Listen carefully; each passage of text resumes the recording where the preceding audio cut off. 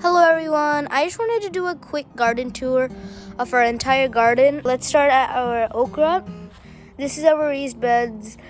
Now that it's getting to the end of the year, the vines are growing very crazily. I mean, they've taken over lots of the trellis also on this side, so they're doing very good. But let's go ahead and start with the okra. So the okra, in the start, they had lots of aphids. So you can see all of these crumpled up leaves. They have been sprayed and they are doing much better now. And we've been getting very good harvests. I actually recently harvested lots of the okra, so there aren't too many on the leaves. But I can show you a few pictures of the okra that we did harvest. As you can see, we're getting like at least 4 to 5 flowers every day. They just bloom, and almost every one of these turn into okra, so it's super beautiful. We have two varieties. The green ones over here mainly are the Clemson Spineless. These ones are really easy to harvest and they don't get very hard and fibrous. And we have this Australian red okra, and this one, it really tastes like the true Indian kind, so that's why we really like this. Next, moving on, in our second raised bed, we have eggplants. Eggplants, definitely, they're much smaller this year. They haven't produced as much as last year because we haven't planted as many, and that was on purpose because last year we had way too many eggplants.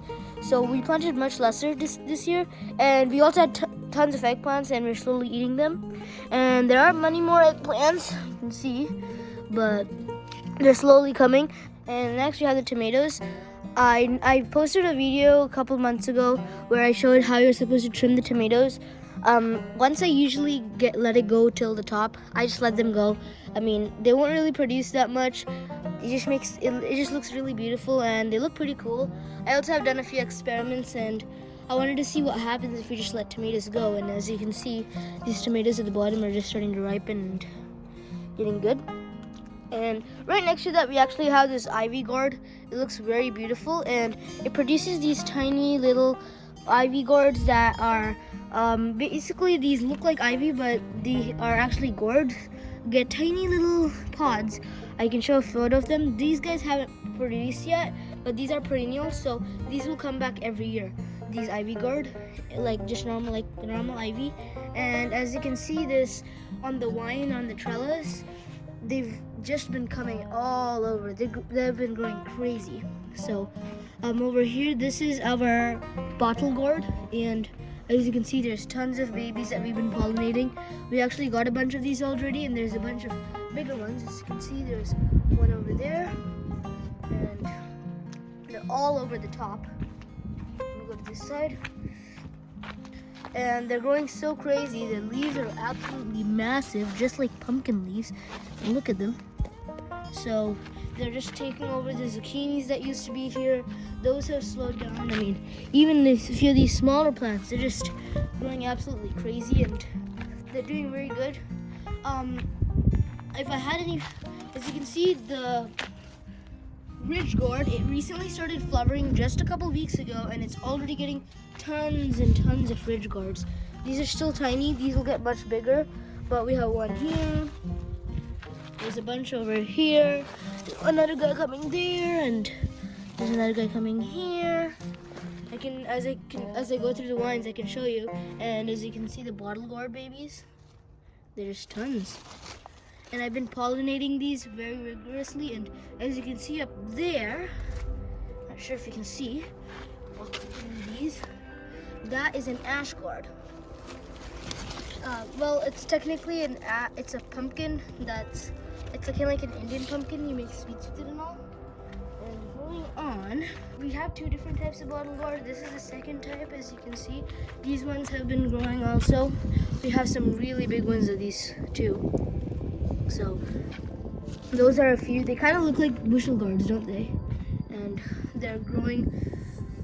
Now over here we have this ridge gourd that's just flowing everywhere, and it's taking over the garden, and we don't mind actually. And tomatoes, they are again doing really good. You can see there's a tomato there, and we had lots of tomato harvests, even from this plant here. That's just some volunteers that I let go. And oh yeah, here, another ridge gourd. So over here, I think we have some turmeric. I just threw in there. And this is our wheat experiment. This is wheat. So we just got some hay bales, and that was wheatgrass. And in that wheatgrass, there was a little bit of wheat seeds that grew, and I knew that it was wheat because it looked like wheat when it was baby and all. So I just let it go, and I want to make some bread with it. The video that I shot originally didn't cover all of the peppers, and it didn't have lots of the produce that the peppers had 2 weeks ago before we harvested it all. So you guys could see the actual peppers that were on the plant. So starting off, we have some Anaheim peppers, which are doing really great, nice long. These were overwintered from last year. Next, we have our bell peppers, which we actually planted from some seeds from Costco. And after that, we have some Thai chilies. These Thai chilies, as you can see, lots of them were harvested, but we did not have to go to the store to get any chilies.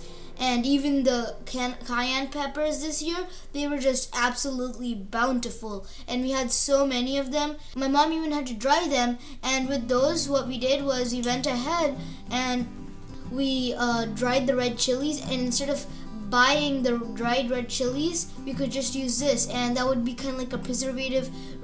So during winter and etc., we could use those red chilies. And after that, we had our Mad Hatters, our all-time favorite. We always love these, and they always come with a really good crunch, and they're super yummy.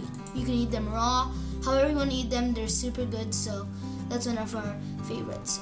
And moving on, let's go to this segment of the garden. We have the grape plant. The grape plant isn't doing as good, but it's still hanging in. Then we have our guava. The guava hasn't produced yet, but I'm looking forward to when it produces. It's been growing pretty healthily. It has been going through up and downs over the past year. I had to remove it out of the soil, put it back, do drainage issues and all, but I think it's going to be kicking back in, and hopefully it'll produce next year or the year after.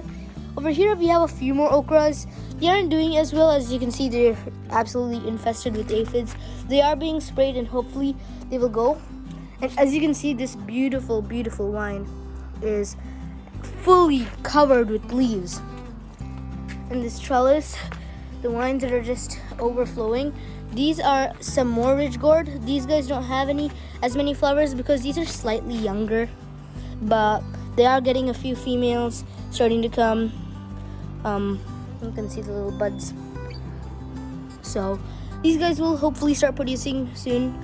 I'm not sure. I think these are peppers. I'm not sure what those are, but my mom takes care of this raised bed a lot. This is some of the really beautiful Thai basil. You can just eat this raw, like lots of other things. I think this is butchali, one more really, really tasty green. And we have lots of greens here. And you can see there's a little female that's gonna bloom soon.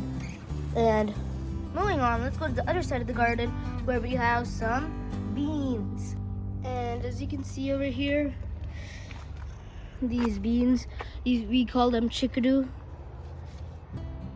Very beautiful, coming really nicely. As you can see, these are all fully harvested. Lots of these have been harvested.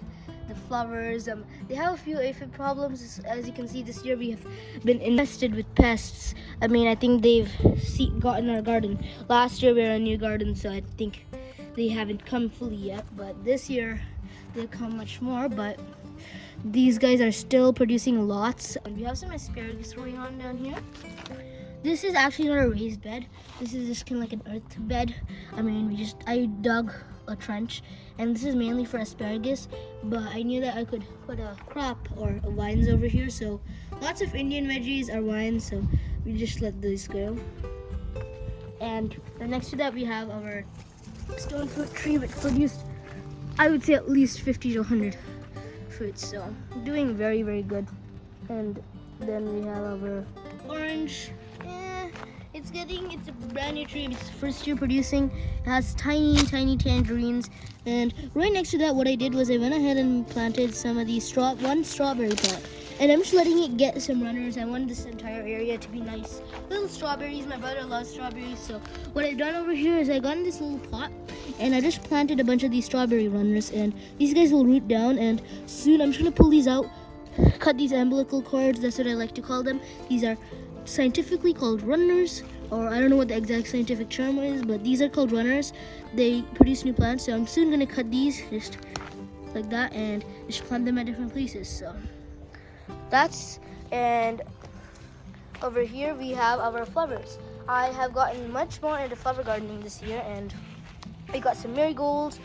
Usually at the back we have our perennials, and in the front we have our annuals. For example, these marigolds, absolutely beautiful annuals, and then we have a few perennials in the back, geraniums and other flowers. We even have some succulents that are flowering this year.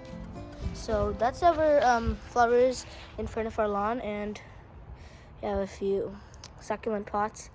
So I think that's a good place to end our garden tour. So thank you guys for watching this video. I'm so glad if you came to all the way till the end. And this is Sankalpe Mari Seti from the Green Thumb Gardening channel, and bye.